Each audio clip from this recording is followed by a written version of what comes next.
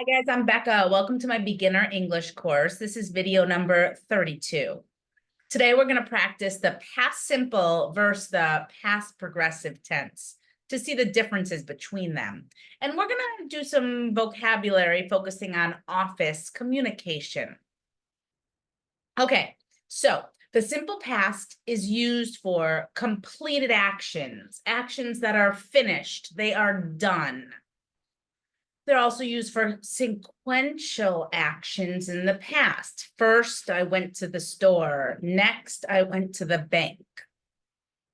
The past progressive is a little different, like I was driving, okay? We use the verb to be with ing for the past progressive.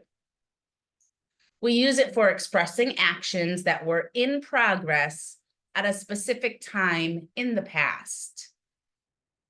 We use it to show an action was done over time in the past. And it sets the scene, the background, what's going on or what was going on in the past. Here's some examples. Repeat after me. I ate breakfast at 8 a.m. She ordered a drink. They ran 3 miles after work. She made dinner for her friends last night. Okay, so all of those things happened in the past. They happened one time, they began and then they ended. They ran, she ordered, okay? It was a one-time thing. Let's look at the past progressive. Repeat after me. They were eating breakfast at the hotel. She was ordering drinks all night because she liked the bartender. She was cooking when her son came home. All right, so these are kind of more overtime. She was ordering drinks all night, throughout the night, maybe from like 9 p.m. to 1 a.m. She was in the middle of cooking. She was doing that action when her son entered the house. In that moment he entered, she was doing something. And this is just in general. They were eating breakfast at the hotel.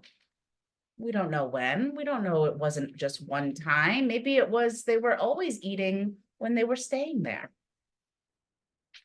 Okay, so let's practice some of this vocabulary with office communication. Repeat after me. I was presenting my ideas when the boss entered the room. I was talking on the phone when my client arrived. I was building relationships with my new customers by taking them out for dinner.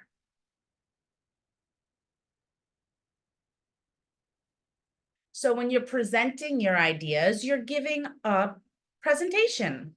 The boss is the person in charge, the person in control of a company. If your client arrived, that means they came to where you were.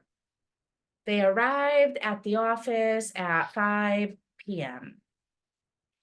When you build relationships, you create connections.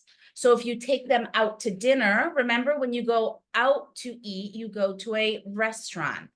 You have conversation, you share a meal, you build a relationship.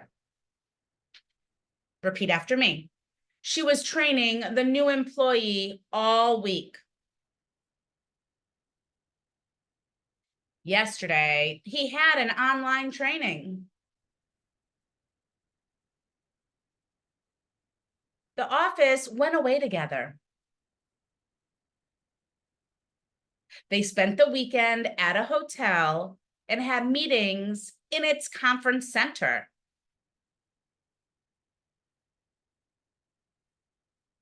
So notice this, she was training the new employee, the new person working at the company all week. So the was training shows it was happening over time. Yesterday, he had one online training. It began and it ended yesterday.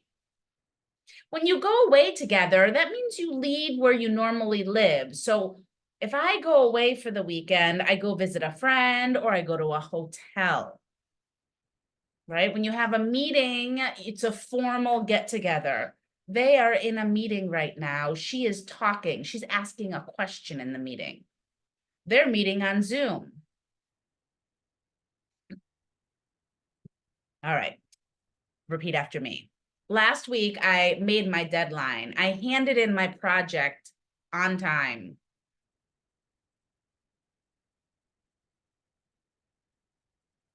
The other day, we asked the client for an extension. We needed more time.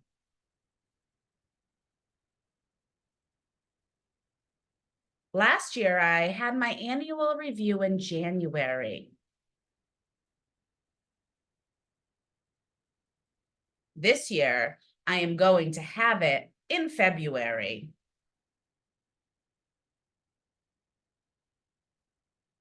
If you have something due on the 30th, you need to hand it in by the 30th, on the 30th, or maybe before the 28th or the 29th. Your deadline is the 30th. That is the day you need to hand in your project to the person who wants it. When you ask for an extension, you ask for more time. The project is due on the 30th, but we need more time. Can we hand it in next month on the 5th? An annual review is like a reflection of your work over the past year.